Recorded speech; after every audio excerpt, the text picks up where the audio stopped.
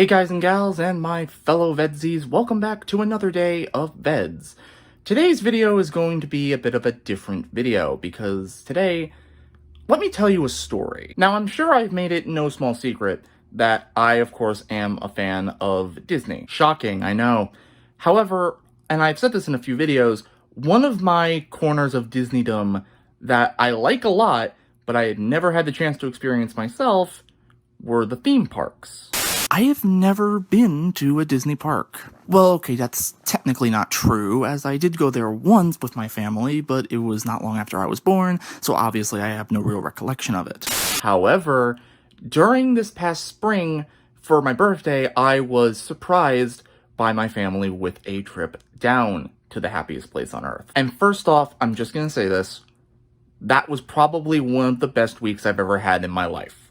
Whether you think that's sad or not, it depends on who you are. I was able to do all 4 parks and then had 2 extra days to do the Magic Kingdom again and Disney's Hollywood Studios again. So for this video, I figured I'd just talk about some of my favorite rides, some of my least favorite rides, and let's go from there. So our first day was the Magic Kingdom, and without a doubt, my favorite ride that we did that day would have to be a tie between a classic in the Mad Tea Party and one of the newer ones, the Seven Dwarfs Mine Train, the latter of which I thought was a lot more intense than I actually thought it was going to be. The ride we did that day that I would probably say I will never do again would be Space Mountain. That was very intense, and I kind of had a little bit of neck pain afterwards, which kind of shows how intense the ride was. And I also lost my hat on it. On our next day, we did Epcot, and Epcot as a park, between all 4 of them, was probably my least favorite, mostly because unless you're there to drink and eat, there's really not that much to do in terms of attractions. As a result, there really wasn't a ride that I hated in Epcot, but there were 2 that I absolutely loved. The first one was Test Track, and the second one was the Grand Fiesta Tour starring the 3 Caballeros. The latter of which is Q, even during these COVID times, was a little packed, I will admit. Our third day was our Hollywood Studios day, and this is very, very easy. Mickey and Minnie's Runaway Railway was a lot better in person than I ever thought it would be based on videos on YouTube. And to couple with that, I was also able to get a boarding group for the newest ride at the resort at the time of recording, the Star Wars Rise of the Resistance.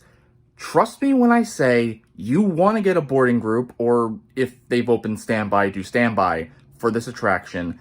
It is effing amazing. Toy Story Land is also very fun as well. I did particularly enjoy both Midway Mania and Slinky Dog Dash. Again, Slinky Dog Dash was a little bit more intense than I thought it was going to be. So on the last of our 4-day excursions to all 4 parks, we, of course, did the Animal Kingdom, which, big props for me, this was a park I didn't think I'd like, but I ended up loving it. In terms of attractions that I absolutely loved, Kilimanjaro Safaris, which is where you're traveling around a made-up savannah, but looking at real animals, was immensely amazing to experience. And Kali River Rapids was also very helpful because it's a water ride in a park that can get very, very hot. While I was down there, I even got a self-portrait done by one of the artists done in the Dino Land area. But yeah, that was just my thoughts on my trip. Overall, it was amazing, and at least I can now say that I have a picture of myself in front of Cinderella Castle, even sort of half decked out for the 50th, that isn't Photoshop. And with that, guys, gals, and my fellow VEDS-ies, I pass it on to you. If you've been to Walt Disney World and you've experienced any of the attractions that I've talked about, let me know what you thought about them in the comments down below. And until next time, I will see you later.